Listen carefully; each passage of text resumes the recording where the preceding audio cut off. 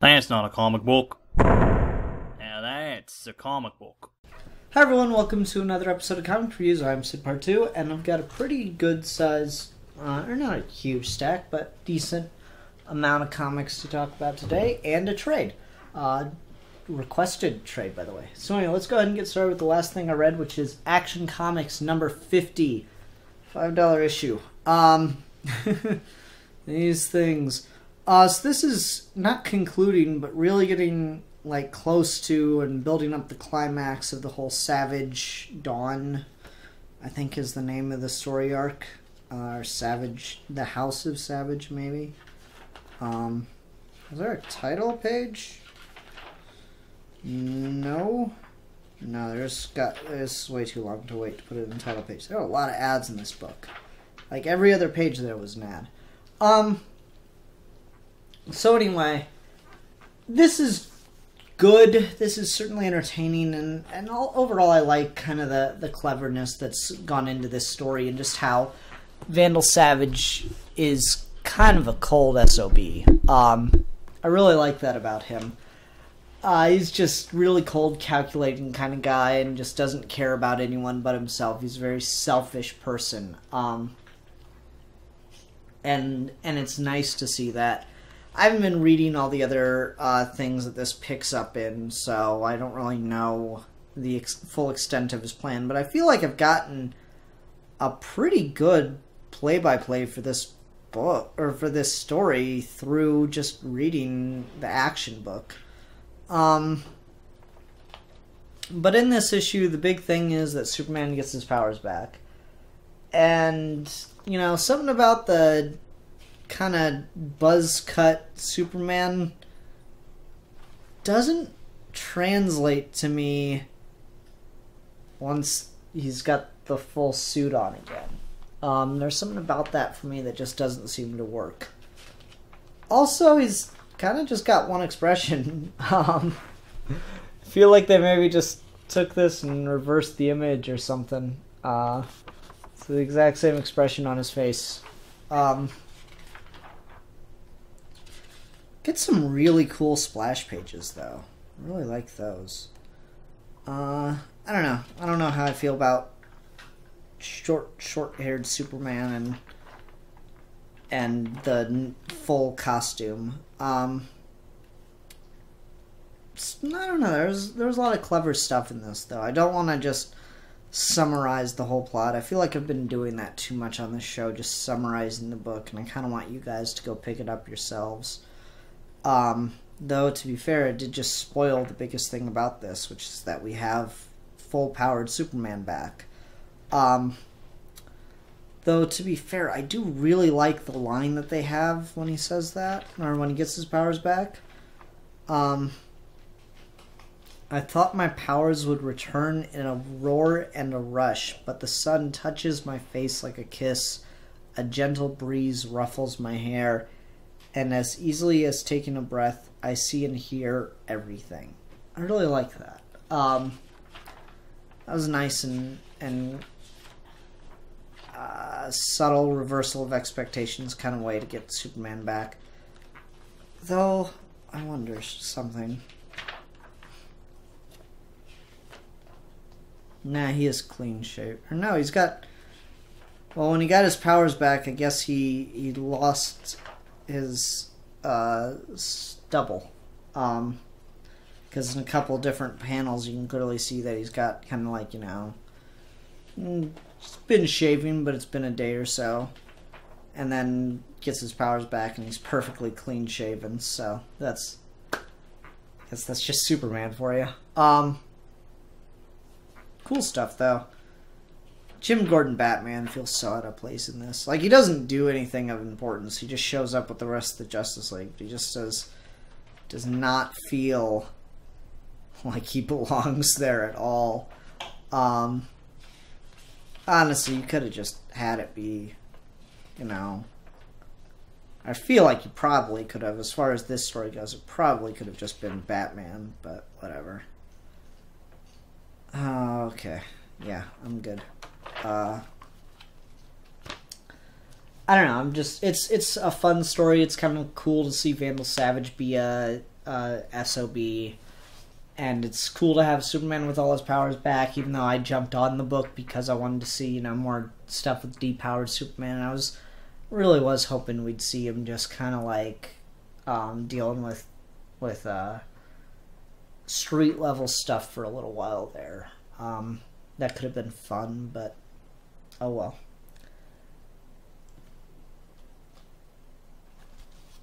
Seeing how Vandal Savage's plan all came together, that was also really cool. And you kind of get the pieces revealed in here, and it's like all the books kind of converge into this, which is why it's so big. Let's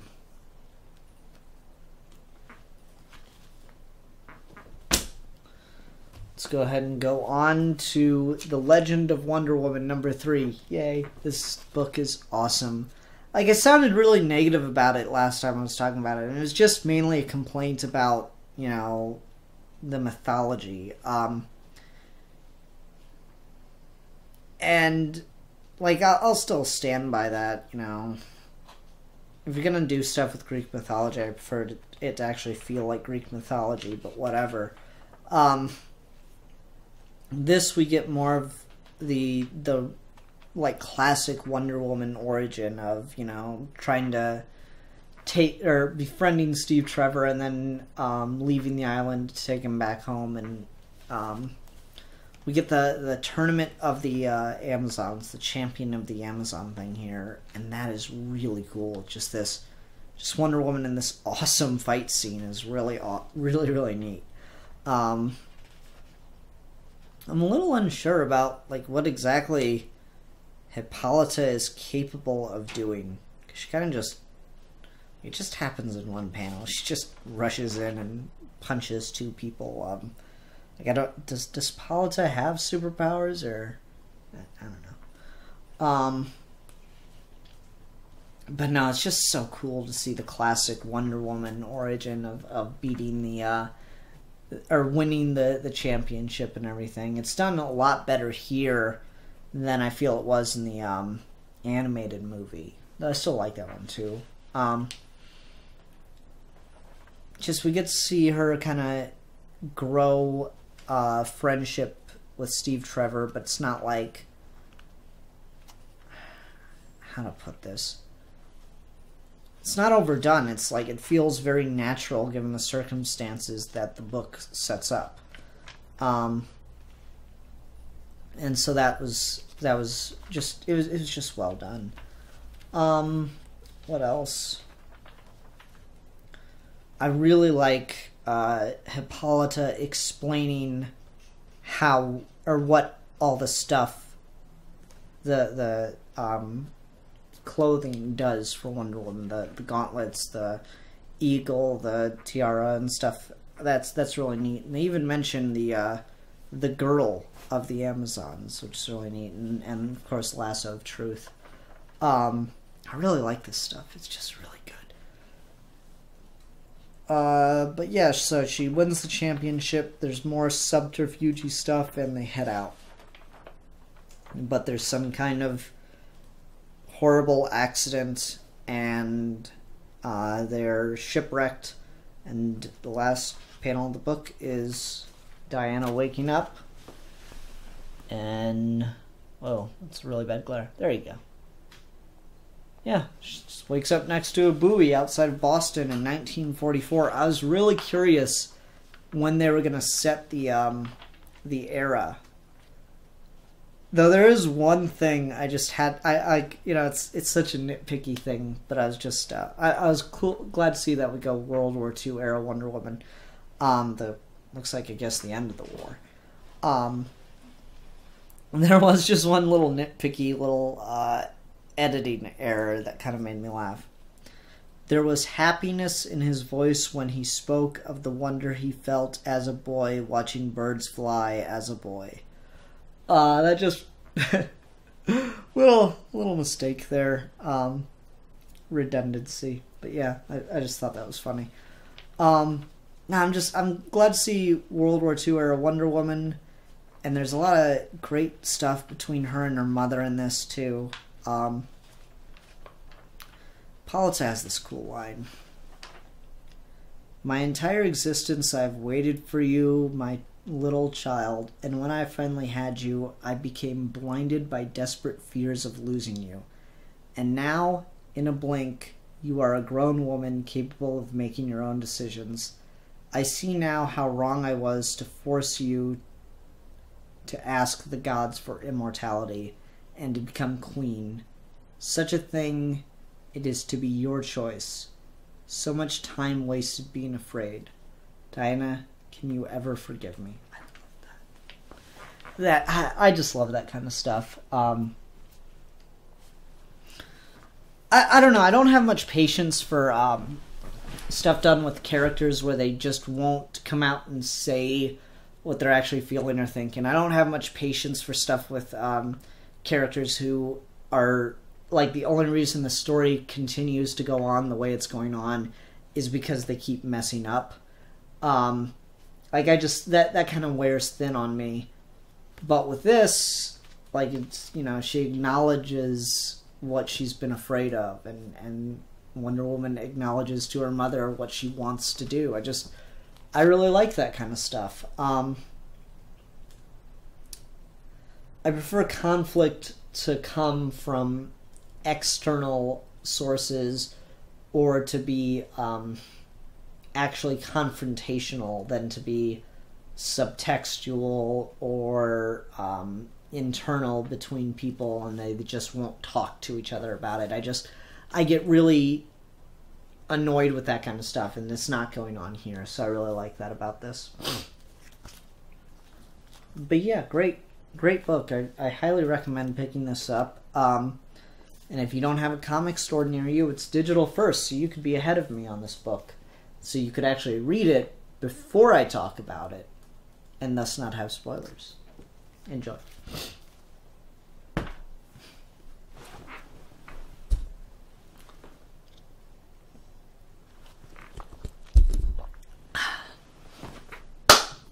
Just for shits and grins. Doctor Who, the 11th Doctor, number 6. Year 2, number 6. God, that's still the dumbest thing to me. Okay, so I picked this up by request of someone who'd left some comments on other episodes I did. Here's a cover that has, at least as far as this issue is concerned, nothing to do with the story.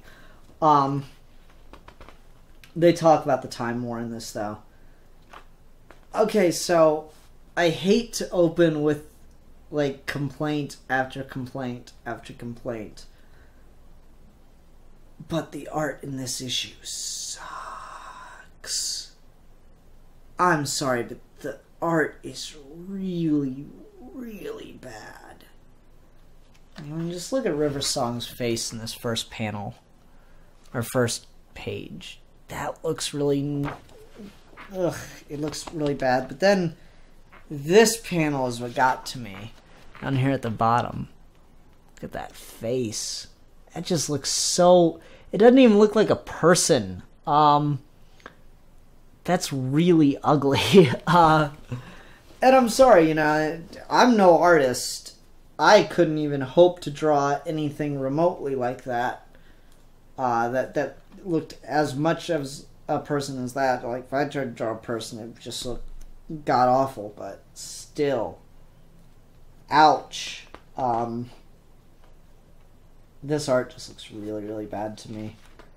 Though it is always fun to see River Song interacting with the Doctor, so let's get off of complaints and start to talk about what I liked about this book.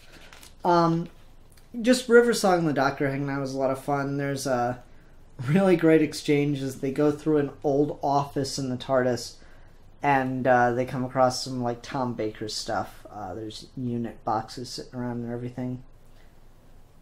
So River Song puts on the Fourth Doctor's hat and scarf, and she goes, "Tell me you don't like this look, sweetie."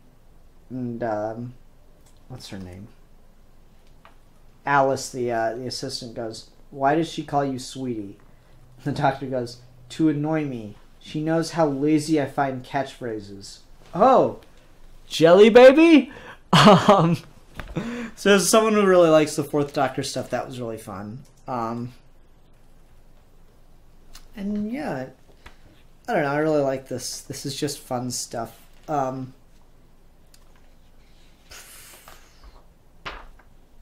kinds of craziness going on. Doctor does something brilliant that's scary as hell to everyone else. There's some kind of all-powerful villain following them. Another thing that really kind of impressed me is where they are at the end. It's this big shot of a planet, and it's like this really scary place that like the Doctor erased from his own memory because he never wanted to find out how to get there again, blah blah blah. So what say we explore Shada, the lost prison planet of the Time Lords? That's a neat idea. Because you would have, like, obviously the Master, you're gonna have crime in a society of time travelers. They're gonna... Time travel almost necessitates its own series... No, it definitely necessitates its own series of laws. So it's just a neat idea to deal with, like, what is crime like? What did the Time Lords do about crime? Yeah, I really like that. That's a really cool reveal. But I'm not going to continue picking up this book. It certainly doesn't help that I'm jumping on in the middle of a story, but I'm not a huge Matt Smith Doctor fan. I certainly enjoy Matt Smith's portrayal of the Doctor, and I really do like a lot of stuff from that era. My favorite episode of Doctor Who is in the Matt Smith era, Doctor's Wife, for anyone that's curious. But I don't know, something about this just doesn't do it for me. Maybe it's Matt Smith, because I never particularly cared for his version of the Doctor just on a personal level. Like, it was good, it's fine, there's nothing wrong with it, it's just not for me. Or it's not my favorite kind of thing. David Tennant will always be my Doctor. And that's why I originally didn't really want to pick this up, is I like Matt Smith, and I like Peter Capaldi, whatever, as much as the next guy, but I don't watch Doctor Who for their portrayal of the Doctor anymore. There's nothing wrong with their portrayal. I don't want to make it sound like I'm hating on them for that. It's just not as near and dear to me. And so the only reason I'm picking up the 10th Doctor book is because I really, really like the 10th Doctor. And same with the 8th Doctor, actually. The 8th Doctor is great. I really love Paul McGann's Doctor, even though he was only around for like this long. But I really do like his stuff. And so that's why I'm picking up that book, and that's why I'm picking up the 10th Doctor book. And the only reason I picked up the 4 Doctors was because I wanted to read David Tennant interacting with everyone else again, or the 10th Doctor rather, interacting with everyone else again, and that was just really fun to read and get into. But yeah, it's still good. I do recommend picking this up if you like Matt Smith's Doctor, or if you just like all of Doctor Who in general. You should certainly be able to enjoy this, and the twist at the end is really clever. The Doctor is well written. The strip in the back, the little mini comic in the back, is funny, but I don't enjoy it as much as I do Rose the Cat, mostly because I just don't care about Amy and Rory after seeing them go away 10,000 times. I just lost all interest in those characters. So, you know. I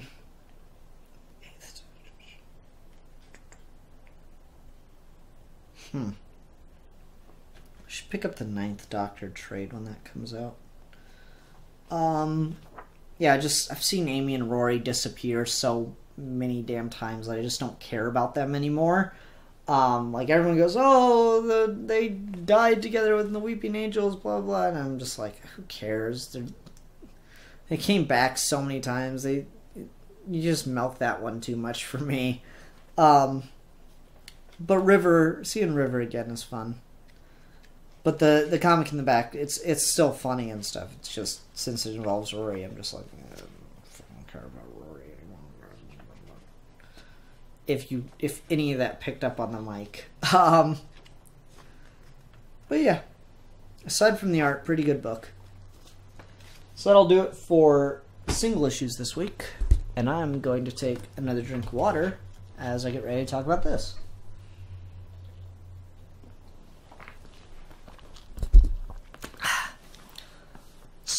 Ultimate Spider-Man Volume 6, Venom. Reading through this, I really saw a lot of parallels to the Amazing Spider-Man movie. It's not perfect, but I do enjoy a lot of stuff in this. How to put this? Okay, let's start with the Amazing Spider-Man parallels. So in the Amazing Spider-Man, you know, the Parkers disappear without a trace, blah blah blah, or they not without a trace. The plane crash, whole thing happens. And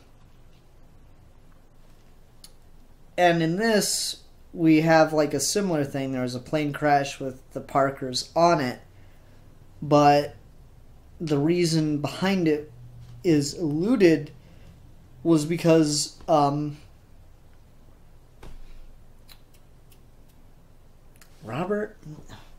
Peter's dad was working on something called the Venom Project. And it was a suit, a biological suit that you would wear that would make your body cure its own cancer, and multiple other things. And there's a lot of interesting stuff done with the idea of legacy and responsibility and people being screwed over by other people who don't deserve it. There's a lot of stuff like that done.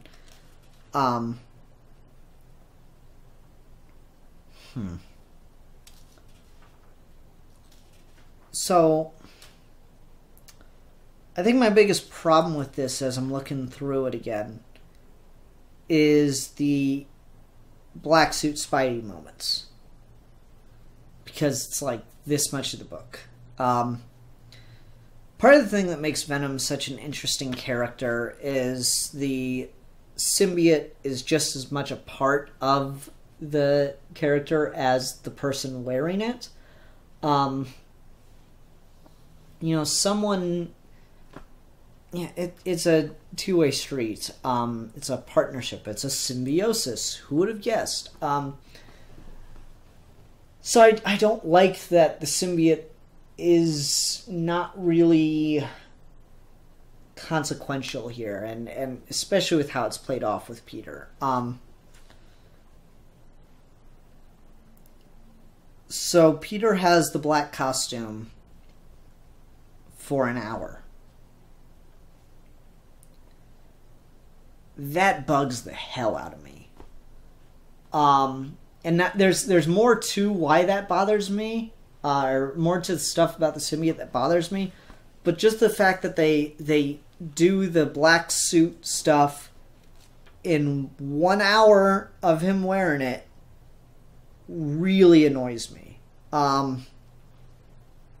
That just kind of stomps on what I feel is like a really, really big part of the Venom character. The relationship with Peter Parker, the love for Peter Parker is a really big part of that character to me. And to just kind of have it be there and gone is really troublesome. Now, it's still hard for him to take it off and everything, but the reason he takes it off is because he goes to stop a guy who held up a store. He goes to try to stop him, but then he has flashbacks to his father, or to Uncle Ben dying, because of a very similar situation, and he's ready to kill the guy. He's like, the Venom suit kind of takes over and is inches away from killing him before Peter snaps out of it and is able to fight off the costume, and it's like a really exhausting thing for him. And yeah, that's cool, but at the same time, an hour?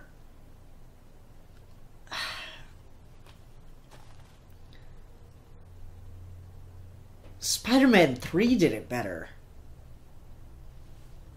And that's not a good thing. Like, you gotta give the suit time to properly attach to Peter. Just getting rid of the suit after an hour is just awful. I don't know. I really, really hate that. Like, that is hands down the worst part of this book, is that the suit is there for an hour. But ultimately, it doesn't matter. Because in the next issue, Peter is able to destroy the symbiote.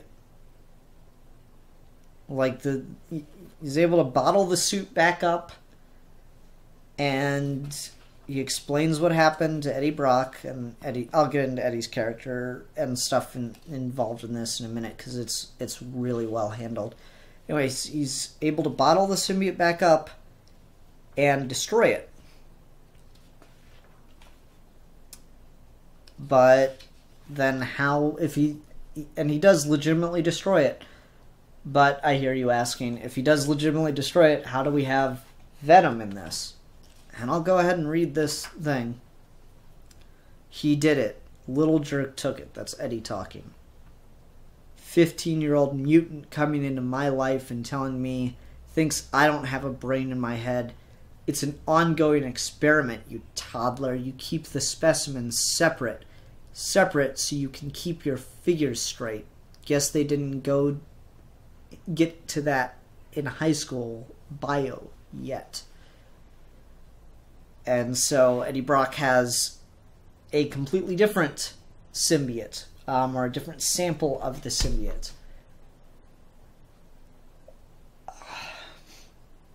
At that point, the symbiote has no character. At that point, the symbiote is roid rage. The symbiote, at least in this, the symbiote has no character of its own, and that's a huge issue. You can't have Venom unless you have the symbiote that just as much hates Spider-Man as Eddie Brock does. So that's really, really troubles me. It's the black suit being on him for an hour and then getting discarded, but you could at least salvage that if you had the symbiote hate him for discarding it. But they don't. It's a completely new symbiote.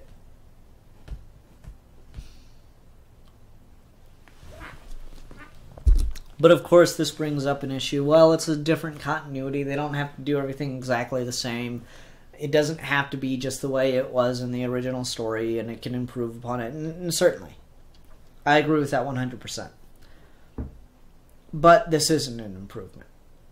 That really cheapens the character of Venom, and it just puts it all on Eddie Brock, and it makes Eddie Brock just another scientist-like character, and especially in this, it's another scientist character that taps into a power that he can't possibly control, and it overwhelms him, and then he takes out his rage on Spider-Man.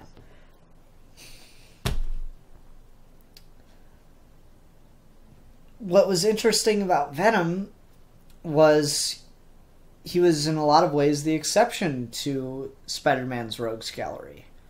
One sec, just because I'm talking about Venom.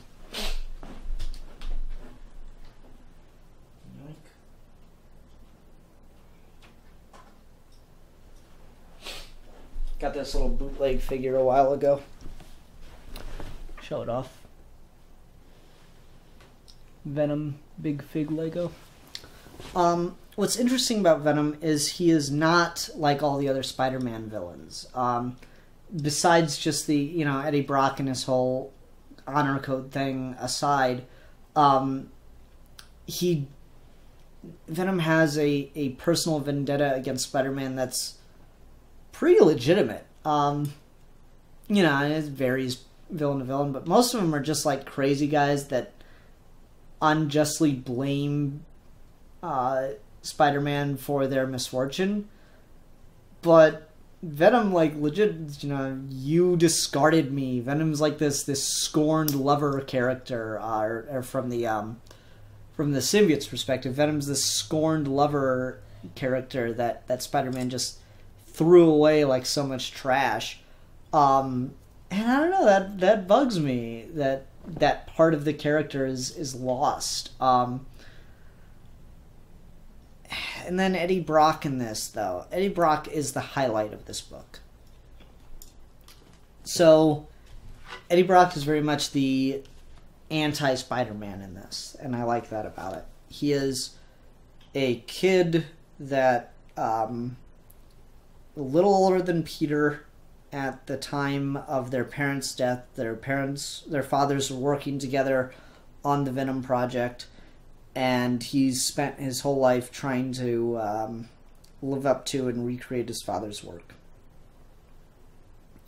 But he's not good enough. He doesn't really deserve it. He's not good-hearted like Peter is a lot of what's going on with him in this. But more than all that, what I really like about him is this scene that he has with Gwen Stacy.